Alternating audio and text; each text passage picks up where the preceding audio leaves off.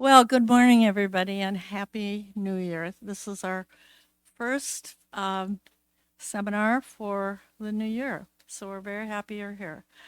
Um, this morning, well, I'm a member of the Westminster Community Partners team, and we work with a variety of different organizations and provide some support. Um, one of the organizations that we do support is MAWA, but it's kind of a rotating thing. And MAWA is the Minnesota African Women's Association, and we have quite a group from them as well. Today we're going to hear from Melissa Nambangi and Caleb Crossley, and both of them have started organizations that really target programming for immigrants or children of immigrants. So we're very excited to have them here. I'm going to let them explain briefly what they do, and we're going to be under a little bit of a time crunch here, but they both have very exciting programs. Um, so before we get started, let me just go through a few logistical things. Uh, for those attending in the MISO room, you folks here, if you have a question to ask or a comment, please raise your hand and we will bring a microphone to you. You may think, oh, everybody will hear me anyway, but we want to be very cognizant of the fact that this is being live streamed and we want them to be able to hear as well. And those of you on the live stream, please put any questions or comments that you have in the chat, and we will make sure that they are also brought to the audience and to the guests. And this morning, we're going to ask you to hold all your questions or comments until everybody has had an opportunity to speak, and we'll open it up at the end. So, as part of the ongoing effort to promote respectful conversations, the social justice team has established some guidelines to make sure that in these social justice forums, people all have an opportunity to be heard. And so, what they've come up with a series of commitments to respectful questions and answers, and take a minute to take a look at them. But I think today we're going to highlight generous listening. We'll listen from the heart with compassion. So before we get started, let's have a short prayer. Let us pray. Holy One, God of justice, breathe into us today a spirit of curiosity and humility. Help us engage with mindfulness, following the lead of voices from our community. Guide our speech and self-awareness so we may honor the divine in all people. So, amen. Now I'd like to turn it over to Melissa. And we need to get your, there we go. All right, as can be seen on the screen, I'm Melissa Nambangi, and I'm the founder of the Minnesota African Women's Association, MAWA.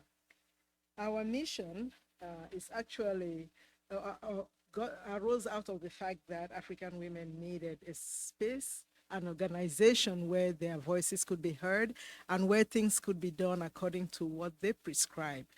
It all came out of listening to the philanthropic community way back in 2002. And they were asking, we keep hearing about African women. Where are the African women? And I thought, oh, we have to make a lot of noise to be seen and heard. And that's how we started. We started off with, and we have kept to it, the mission of promoting the health and well-being of African women and their families, because they do go together, but we wanted the focus to be on African women, and the vision to create an African women's organization that nurtures and draws strength from African refugee and immigrant women. And we have stayed with that vision and we have been guided by it because it is the vision that led to our starting the girls program. That was not our first intended program. But the parents, as soon as we met with the women, they said, no, please work with our daughters because there's a lot about this new environment that they do not understand and they need to understand so they can be better. So we really we keep to the need to empower African women because with our cultural upbringing, we are supposed to be seen and not heard in public. So we can talk among ourselves, talk behind it, but when it comes to public, our voices should not be heard. That's not a submissive woman. So knowing that they are very intelligent and know what they need for their children, we decided that we'll make African women the voices that we listen to in this organization. And so we started with the girls program, which we call the African Girls Initiative for Leadership and Empowerment, and which we realized we needed to implement certain core values because we are actually a diverse population, even though we are African. In fact, for most people, calling themselves African is a new thing. Because you come knowing that you are from your country, you hardly have any business with the neighboring country. So then coming here and understanding, oh, you're all one, it's a lesson we've had to learn and we have had to teach the kids. And so they have been very impacted by their diversity, by the various languages, especially coming to the group and getting to see others from other African countries and seeing their practices and knowing, oh, we actually have the same needs. We know we can work together. So that is where that's where we have been with them. So because of these cultural and other differences, religious, regional, and all, we have had to come up with a set of core values which make it easy to work with whoever comes. So you have the compassion, empowerment, integrity. But just one last thing before I bring the kids up to speak for themselves. We are so keyed on this mission and we make sure that it is expanded. It is expanded. The programs are empowered by what we learn every day. So the Agile program kind of grows. If there's a current need, like, oh my God, COVID, we suddenly are teaching them about COVID programming and so on. We've done a lot of things, HIV/AIDS prevention, tobacco use and all of that, and any hot button issues for youth, we make sure we bring it into the program. So it's an expanding curriculum. And so I forgot moving the, okay, I forgot changing the screen. In any case, okay, this is where we are at now, Agile Supports, and I'm gonna get the kids to tell you more about what they do. So sorry about that, forgetting. Okay, let me get the kids to tell you, we have past and present participants, and we're gonna start off with Lisa Kale.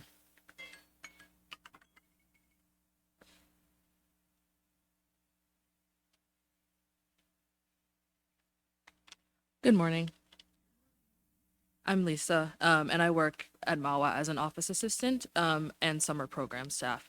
I'm also a junior at Winona State University as a comm studies major. So in 2014 and 2015, I got the opportunity to participate in the STEM program and the college tours provided through MAWA. And I gained knowledge as a middle schooler that most of my peers didn't receive and didn't have access to. That really paved the way for my current education. And I gained experience of college campuses, learning what I liked and didn't like, and getting to explore different paths in college. As an employee, I can see that the girls are gaining the same opportunities that I got to have and even more as well. It's been very rewarding to work with them and see them grow socially, maturity wise, and academically as well. The girls always end up like family at the end of camp. It's been a pleasure to be a part of that. And with some of the improvements made on the program in the past 2 years, such as our partnership with the University of Minnesota with their library resources, increased field trips, and increased camp days, the girls are very excited to come every day, and they have a great time together. Overall, I've got to see and have had the privilege of experiencing this program and the work that it does. It's given me a lot of educational and cultural experience, and overall just a lot of fun times, both as an employee and as a participant. This program has benefited me greatly, both as a participant and as a staff member. Thank you.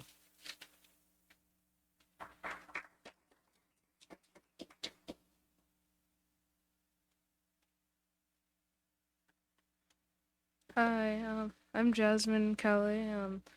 I I've done some time as a volunteer, and I'm currently an employee at MAWA.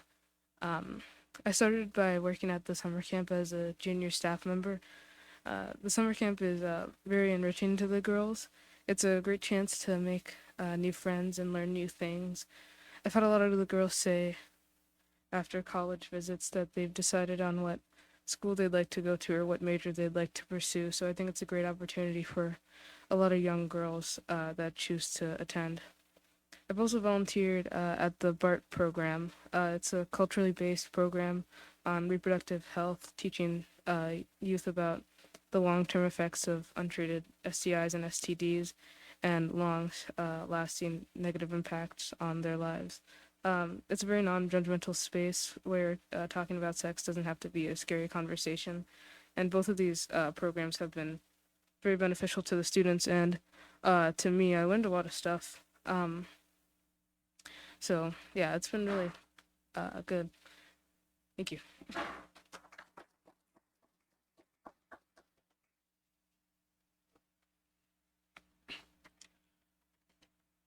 Um, sorry. Hello, everyone. Good morning. My name is Noel. I'm 16, and I go to St. Croix Preparatory Academy in Stillwater. I'm going to be talking about how the field trips, especially the field trips to the Science Museum, helped me with my studies and stuff in school. Field trips to the Science Museum made learning so much more exciting and clear. Seeing things like the moving pendulums or energy exhibits helped me understand the basics of physics, and walking through a life-size model of the solar system made it easier to understand the basic concepts of astronomy.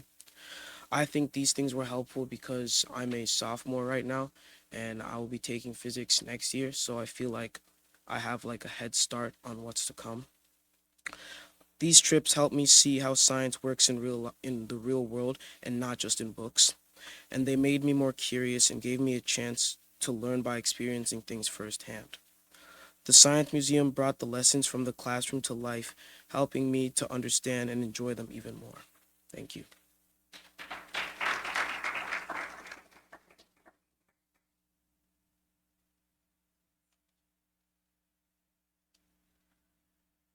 Hello.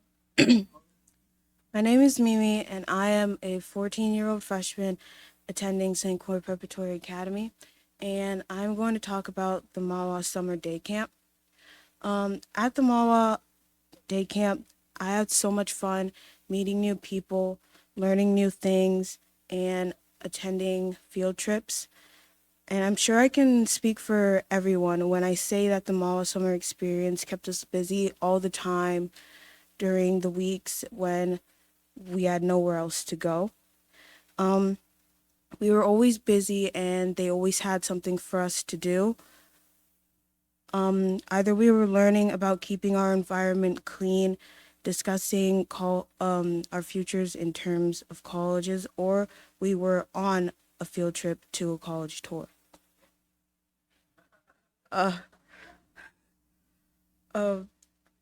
Speaking of field trips, we took field trips to feed my starving children from time to time, and I enjoyed it a lot because actually, when you're there, it's not really the thought of feeding starving children. It's more fun, I would say. Being there with new friends that you make makes it a lot more fun in the sense that when we're there, and if you've ever been there before, you know that we're in groups and you're packaging food. So everybody's at their own station and everybody is doing their own thing. But when there's other groups, it becomes competitive.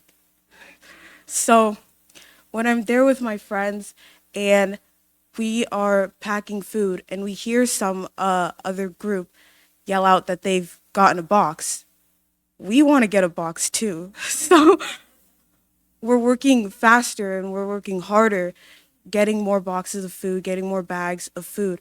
And in the end, when you think about it, that's really just more food going out to these kids. And we don't really think of it that way, but it's just, it's really helpful to the community. And MAWA really just like helps us do that without even thinking about it, like I said. So while me and my friends are able to show our competitive side, we are also helping a kid in Haiti get another meal for a day, another meal that they wouldn't have had before. So, yeah, thank you for listening.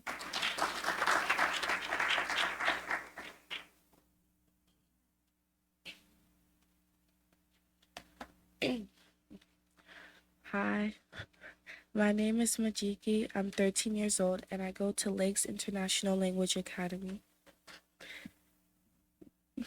The, the topics I chose were college visits and how they changed my perspective of what college was. They helped me learn about grants, scholarships, and many more things. One of my favorite colleges we went to would have to be University of Mankato. I liked the way they were run and all the clubs, sports, and activities that they had. The tour really expanded my view on what I can do other than just studying my major in college. I loved everything about MAWA, but the college visits were my most favorite thing that we did. Thank you.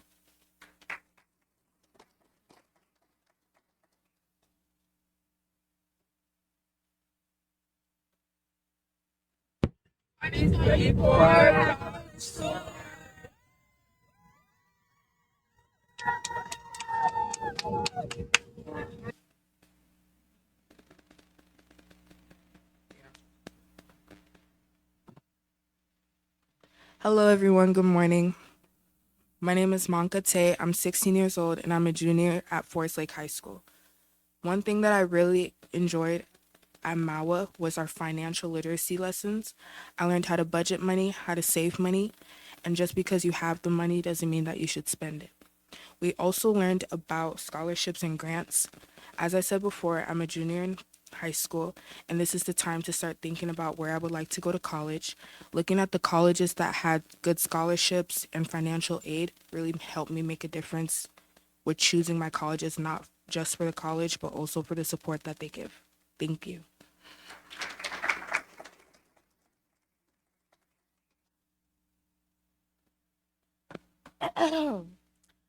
Hello, everybody.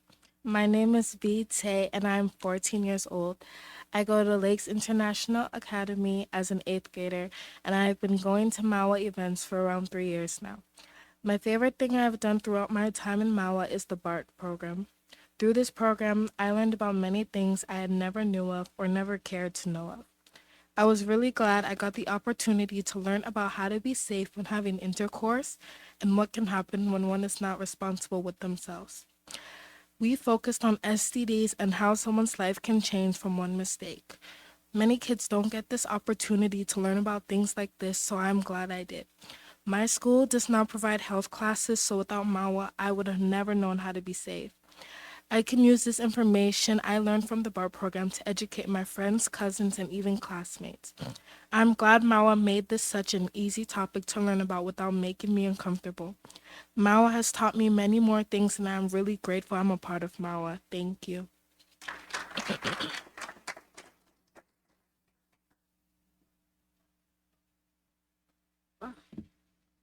Good morning. My name is Elaine, and I am a current staff at MAWA, but I was also a participant when I was 12 years old. That was some years ago. I have obtained my master's in the study of law at St. Thomas School of Law as a few months ago, and I am a future lawyer. But I want to talk about my time when I was a student with MAWA. So, college visits were one of the things that we were looking forward to, especially as a senior in high school. My friends and I will talk about the different colleges that we were expecting to go on tours, and we will all literally stay up on the phone talking about what school, the distance, and what majors they were. Now, with MAWA, we would not have had the opportunity to tour these places because a lot of our families, unfortunately, didn't have the resources and didn't have the time to take us on these tours. Reasons why they had to work. Like my mom, my grandparents, they unfortunately didn't have the resources to drive hours and hours, but with the buses and all the other resources, we're able to, I think, visit like 3 or 4 colleges within a span of few days. So that was a great that was a great experience for us. When we came back, me and my friends would sit down and talk about, well, now that we know what schools we're thinking about, what majors do they have? What type of financial scholarships do they have? But we wouldn't have known that information if we never went there. Now, the student now turns into a teacher. And that, I would say, is a different experience. Being a student and now teaching these kids about what it means to be a responsible adult, what it means to have an education. While I have my education, it's now my responsibility to teach these kids about the importance of staying in school, the importance of understanding what to be a good student is. And on top of that, financial literacy and topics that maybe are not so comfortable being talked about at home. I am one of those people that they look up to share those information with them. I would definitely say that with MAWA, our main goal is to educate and to build our community and for the students to know that we're here to support them and their families. Thank you.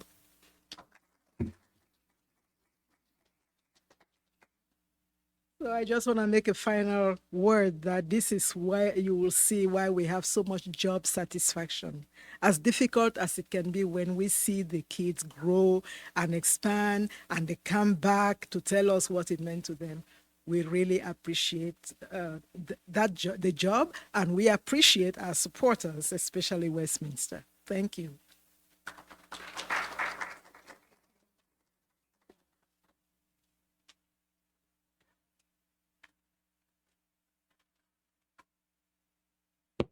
Okay,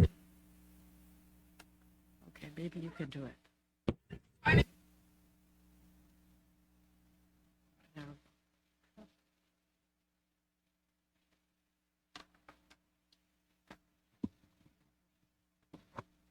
All right, I'm going to try this, see how it goes. Hi, everyone. My name is Caleb Crossley. I just want to say nice job to all you young people for coming up and doing a brave thing, speaking in front of others about what you're up to and what you're doing. That's pretty cool. Also, just wanted to say a brief thank you to Westminster for having me and giving me the opportunity to speak a little about and kind of give a little more, shed a little more light on what I'm up to and kind of what we're up to with Futsal Society and Fawkes Alley, kind of the work I'm doing and working on in the community.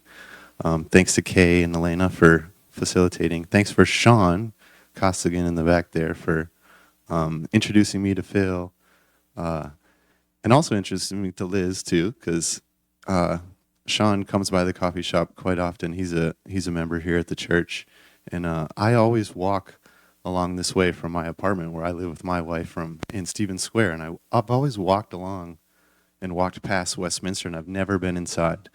And so kind of when I made the connection with Sean, he invited me, hey, why don't you come by and I'll show you around sometime. So he did, which was really fun. And he also, had the idea to introduce me to Phil and, be a participant in these social justice forums that you all put on, which also led me to meet Liz, to get some kids from her school, Wellstone International, involved in our futsal league and what we're doing soccer-wise in the community. So thanks so much for having me. Like I said, my name's Caleb Crossley. I'm originally from Madison, Wisconsin. but I've been living here for now 13 years, so this feels like home. I live pretty close by in Stevens Square neighborhood, so it's just a short walk over. Um, I was before kind of got started in my working community. I was working in education. My wife Rosie's here. She's a teacher too. My brother is a teacher, the gym teacher at Emerson Dual Language, just across the park. And this is something that I think ultimately led me to kind of this work that I do in the community. So I'm the executive director of Futsal Society, which is a nonprofit providing free soccer programs to high school kids in the community, because as some of you may or may not know, it can be really expensive to participate in youth sports. So that's something that I recognized in kind of my experience coaching. I've coached at Southwest High School in Minneapolis soccer. I've coached with Minneapolis United. I've also coached with Southeast Soccer Club kind of before I started doing this work. And it can be really hard to get involved if you don't have kind of the resources like you were mentioning, or you don't have kind of parent support if they have to work or do this and that. So that's essentially kind of where we got started and the inspiration for it. And I'll talk a little bit more about Fawkes Alley. It says Fawkes Alley Coffee up there too, but I'll get to that in a second. I just wanted to start first with just a little introduction to Futsal Society and what we do in terms of just providing a little introduction. Futsal is pretty much technically soccer. Here's a video. Fast-paced game. Smaller court, usually play on a basketball court. Not too large, just perfect. The goals are smaller. It's a 5v5 situation. You need to have fast feet and you need to think fast. Quick feet, quick mind, super fun. If you don't think fast, you're going to get punished. So I think it's very important during the developmental stage for soccer players. There's a premium on space during the games and a premium on time. And so you basically have to almost plan out what you're doing, rely on your teammates' movement to create space for you. All things that are transferable to soccer in a bigger field, but the skills are forced on you to learn because you just can't use your athletic skills to get around on the field. My passing, my skills, my touches has gotten better throughout the years. Ever since COVID hit, everyone has shut down. But, still got to put that work in. Getting our chemistry up, working as a team, as a family, outside the field and inside. And it has actually affected our friendship because we actually get together every weekend to go to practice. And that's actually fun because we get to build a more bond when we're going to practice together. And then that bond is going to affect the end of the game. My focus has improved very much. In school, here, everywhere. When someone tells me that I played well, it just boosts my confidence and it makes me want to come back again because just having those compliments makes you feel so good. The last 5 years, we've been growing and building at Whittier Rec Center. We've been hosting leagues and pickup, and I'm just really excited to be here now at Clinton Field and be part of the building of the first public futsal courts in Minneapolis. There will be 2 futsal courts in the field here where you can see Layla and Bashar playing. They'll be side by side facing this way. And I think it'll be just a huge asset to Whittier neighborhood and this immediate community, and also just the Twin Cities soccer community at large. I believe the impact of having these 2 fields be giving those kids an opportunity that can't pay other places. They can just come here and have fun without paying anything. I think it's going to be a good opportunity for these kids to get together, be around people that, care about them and want to see them do good, and give them a home to all play and something to look forward to, and a place that's welcoming for everyone.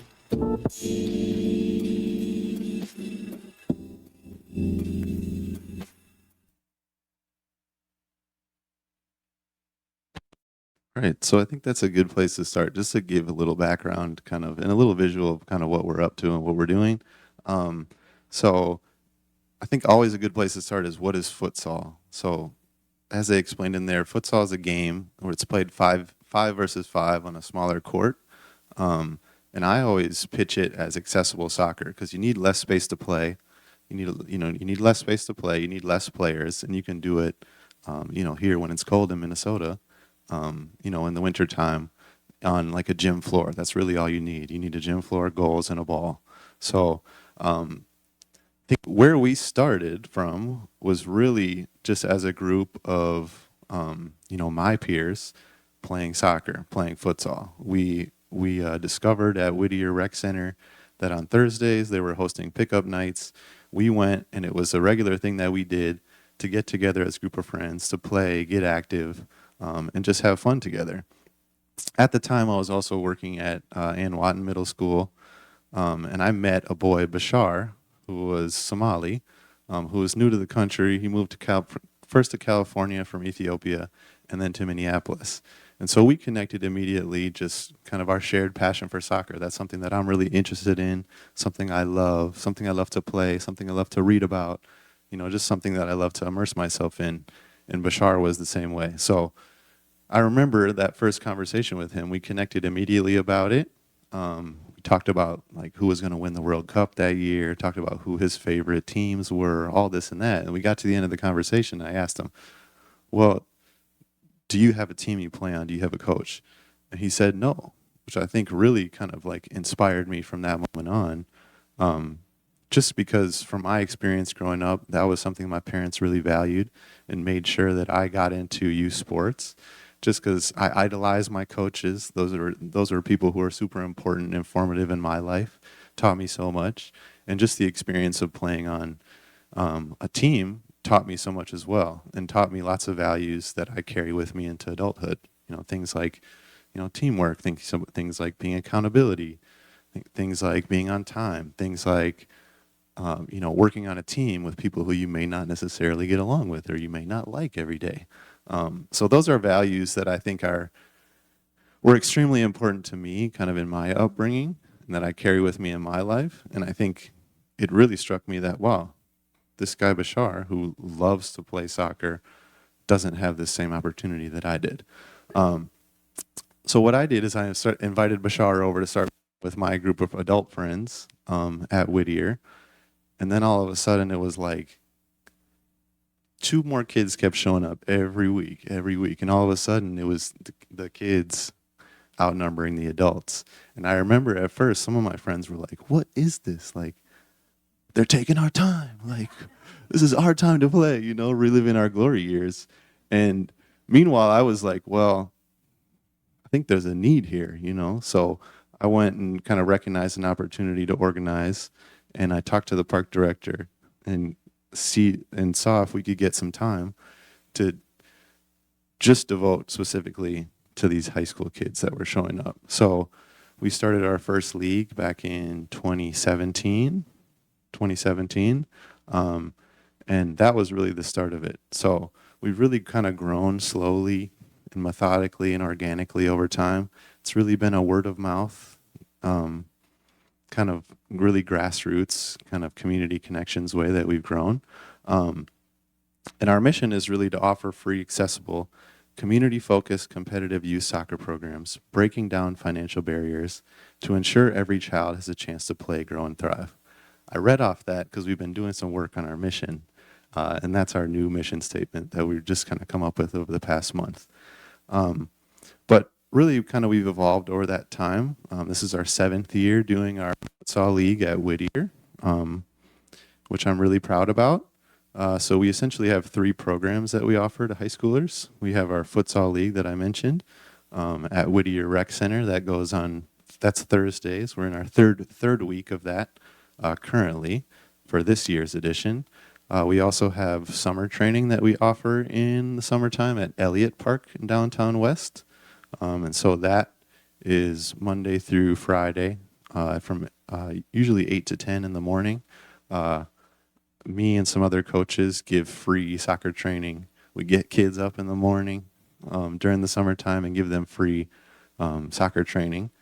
And then we also have a summer league, outdoor league that we do at De La Salle High School, and that's over the summertime in the evenings again, Monday through Thursday. So those are kind of the 3 programs that we've settled on. And it's a really diverse group that we offer these programs to. There's over 285 kids that participate, high schoolers. Almost 60% are first generation immigrants and born in 25 different countries, which I think is really cool to think about in terms of kind of the worldly nature of, Minneapolis and the Twin Cities where we live.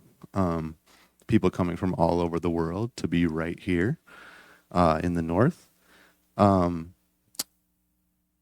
We also have, it's a really diverse group, so it's almost 60% Black and African American, 15% Hispanic Latino, 15% white, and 15% Asian or Asian American. So I think that's really also a unique thing, because it can be, I think just to celebrate that diversity and to celebrate those differences is really important. Why we do it? So we do it for equity and accessibility. We do it to create belonging amongst these students. We also do it to mentor these young people and also to promote healthy living. And so, like I mentioned before, we currently are doing a league at Whittier on Thursdays. Also, like I mentioned in the video, we've been working on this project for almost 10 years to get the first futsal courts built in the Minneapolis park system. That's over at Clinton Field, kind of right over by the Minneapolis Institute of Art in Whittier neighborhood. And kind of like I mentioned before too, we're also really kind of digging in on some strategic organizing just to try to build our capacity and to try to continue to make sure we're growing and serving our community in the best way that we can. So that's a little brief background on Futsal Society. Now I'm going to shift over to the coffee shop, Fawkes Alley Coffee. So I'm going to show a video for that one as well.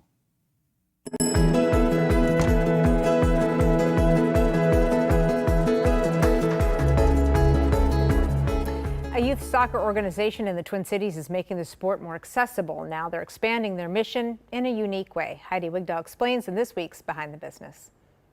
Here you go. A lot can happen when you love what you do. Even more with a shared goal. Show for him, Amin! Show for him! Caleb Crossley couldn't have imagined this when in 2016 he started playing pickup soccer in the winter with friends. Point. After inviting some kids to play pretty soon, Instead of adults playing pickup, we started doing kids pickup. Then we made a league. That was like the first time that I started playing soccer like all year round. Muhammad Ali joined 3 years ago. Someone on that! His first time playing on a team. Futsal Society gives high schoolers a free alternative to club soccer.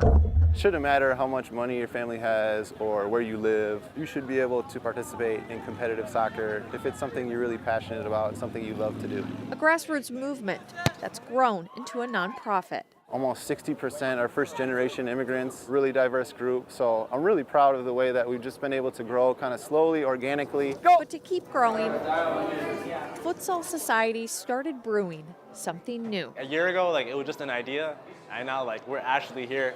Fawkes Alley Coffee is now open in Loring Park. It's time to open the doors. Volunteer coach Alex Heller is the property manager of Loring Corners. All profits from the coffee house will go to Futsal Society to expand its reach. Banana bread. Chef Amber Arcuri of 86 Pastries used to make sweet treats for her high school. We sold them at the concession stand to raise money for the soccer program. To see that on a display case now, the full circle of it is amazing to me. What type of milk would you like? Employees include former players who have graduated. It's time to take it to the next level. So the idea is to only work in the coffee shop for a maximum of a year. When you first start working here, we kind of sit down and talk to you and say, okay, what is your dream job? Providing career development and mentorship. It gives me someone to look up to, someone to give me guidance and stuff, and it's really helpful. I'm learning customer service, so how to work with others that come into the coffee shop, and just basically how to be a better person. Come on, push, push, push.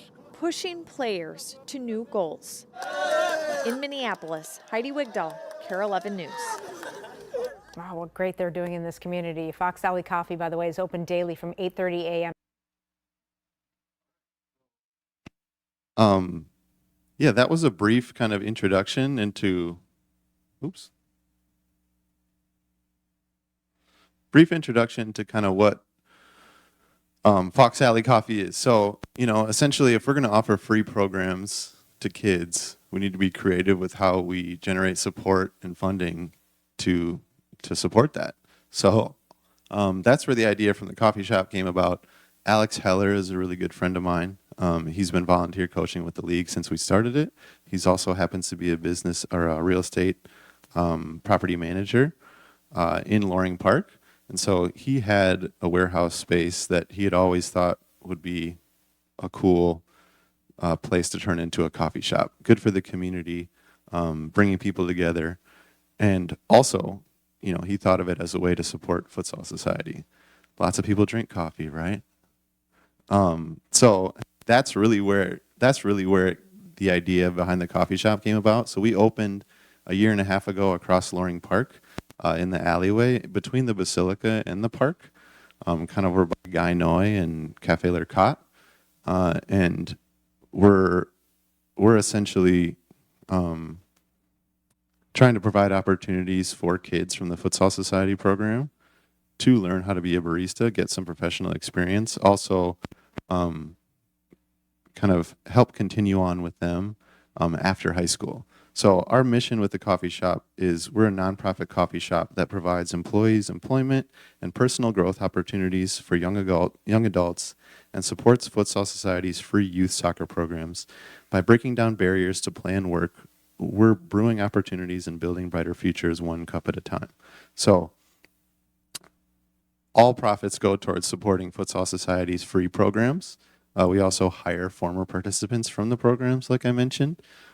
We teach them how to be baristas. We help enroll them at MCTC, which is just a few steps away. And we really try to help them kind of focus on kind of some of these life skills and not just soccer skills. And just help kind of provide support as these young people enter adulthood, which can be really kind of isolating. It can be really difficult too if you don't have a lot of support. So I'm really proud of that and really inspired for what that can mean for the growth of Futsal Society and what it means for even just the Loring Park community to have a meeting place and a place for people to gather. So like I said, why we do it, promoting life skills, not just soccer, and providing support for those kids that we've seen grow up through high school and now are entering adulthood. And also just to create growth opportunities for these young people. Because like I said, it can be a really big world. You don't know what you don't know. I tell kids that a lot. You don't know what you don't know. And it's important to expose these young people to supportive job environments. Also, just help them and be a support system on their way as they grow up. I think that's my time. I'm getting my cue from Kay. I could talk about this a lot longer, but yeah, that's kind of the brief kind of introduction. So thanks so much. Well, thank you, Caleb, and thank you, Melissa. We wanted to have a little time for questions and comments from the group. And so if you have a question, please raise your hand and we will bring you a mic.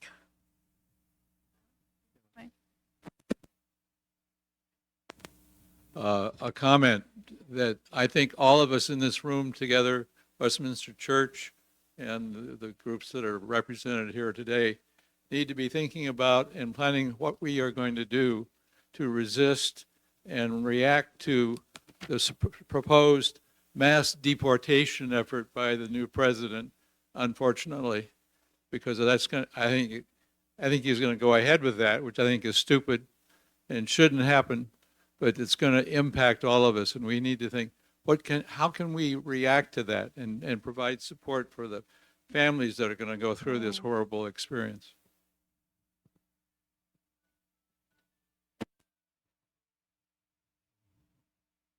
Well, that's a huge question.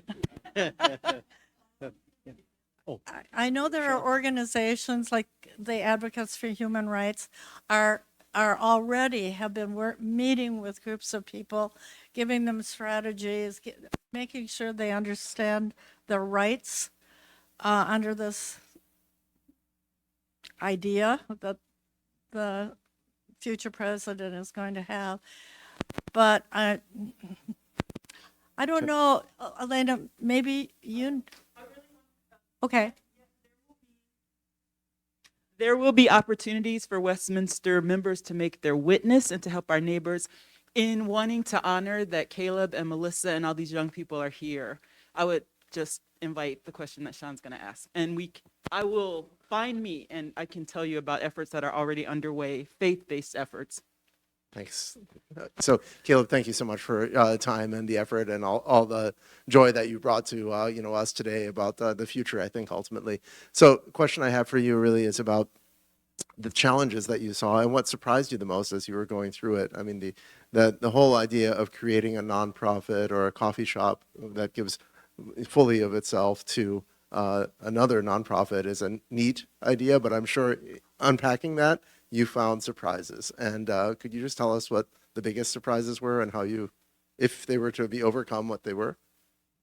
Yeah, great question. Yeah, I mean, I think, one thing I think that immediately comes to mind, and I think I would imagine Melissa has experienced this too, was just kind of having this idea, having this vision, and then trying to kind of generate support for that vision. And I think that's really been kind of the biggest way that I've grown kind of personally, kind of through this journey. Like I said, essentially had the idea and started working on kind of this futsal system project initially in 2016. And now here we are, it's 2025, you guys. Like, that's a long time. And so I think, like, for me, it's, that's been a big obstacle in trying to generate support, and also how to build and grow. That's been something that, I've really done a lot of learning as I go. And I think there's been challenges to find that support along the way, and also just to stay persistent in that. And I think, the coffee shop, I think, really represents, a growth opportunity for what we're trying to do. It helps us spread awareness about what we're doing. It, literally generates support for what we're doing with the soccer side of things. So I think it's kind of a broad answer, but, just that obstacle of, trying to figure out how to support and generate support for what we're doing. I think another thing too is also just kind of in the same breath is, well, how do we grow? I think that's one thing that I'm really kind of learning now. I kind of, like I alluded to, we're kind of working on some strategic planning as of the past 6 months or so, and I think that's something that I really didn't have as much of a concept of when I started. I was just kind of gung-ho about, hey, this is like, I was feeling inspired. This is something that needs to happen. This is something I want to grow. This is something I want to work on. But how can we really have strategy around that? And how can we really be calculated in kind of creating kind of a roadmap for where this is going and how this is going to work and how this can be supported? Thanks, Sean. Another question? Good morning, everybody. I don't have a question. I have more of a remark, and I just want to thank Westminster so much for their support for these organizations that take care of minority kids. Many minority organizations face a lot of difficulty when it comes to soliciting funds to support their goals and their cause. And as an immigrant parent sitting here, caught between two worlds, having children in the society and lacking the resources to make them function in the society the way the society wants, it's something that I go to bed crying and I wake up crying. So to have Westminster support goals of these organizations is something that is very, I don't know the word for it, but I just want to say thank you so much. Thank you. I have a question to both of you organizations, MAWA and the PUCSAL. What can we do to help you promote what you're doing? Because both of you are filling really important needs that I don't see a whole lot going on. Your examples are great, but what can we do to help? Well, I guess I would say tell more people, especially in the philanthropic community, because there's always this inclination to go with a new idea every year. There are some foundations I get so confused about applying for anything because they have changed so much that it just doesn't make sense trying to get something for the youth. You know, this year is one thing, the next year, and I can't believe there's one that this is like the 5th year where we can't apply for anything, and they are supposed to be a youth and learning community. So there are some who do not know us or think at this time that, oh, when you hear the name Minnesota African Way, I don't think we can do anything for them. No, they need to look into what we do, or they need to hear about what we are doing and how it benefits all of us. It's not only for the kids, it's not only for the Africans in Minnesota, it is about Minnesota. So they need to know that and be encouraged to support us. I think a couple of my participants might want to leave because they have to go to their own church, but we have how many more minutes? We have how many more minutes for the forum so I can let them know? Yeah, 3? three. Okay, Three. so maybe you want to wait. Okay, yeah, so that's it. Just please tell everybody you know and say, I know this group. They're doing a great job for Minnesota. And then hopefully they would follow through with that. I'd really like to underscore that too, even before I turn the mic over to Caleb. What we're doing here with these programs is building good citizens for our state. People that work together, feel part of the community. And when you feel part of a community, you contribute to that community. So I think those are some of the broader ideas that are really important to keep in mind. Do you have anything to add? Just in response to your question, I think that's a great question. I think, you know, the 3 ways really that come to mind is, you know, donating. You know, I think, you know, we can always use more funds to support kind of what we're doing. That's huge and instrumental to kind of sustaining what we've kind of built over time. I think also too, come and get coffee, you know. We're pretty close by, so we're across the park. You know, like I said, you know, all profits, 100% of profits from the coffee shop goes towards supporting the futsal and soccer programs that we do. And then I think the 3rd way too is just get involved. If there's something, you know, we're always looking for more support. I think that's something I've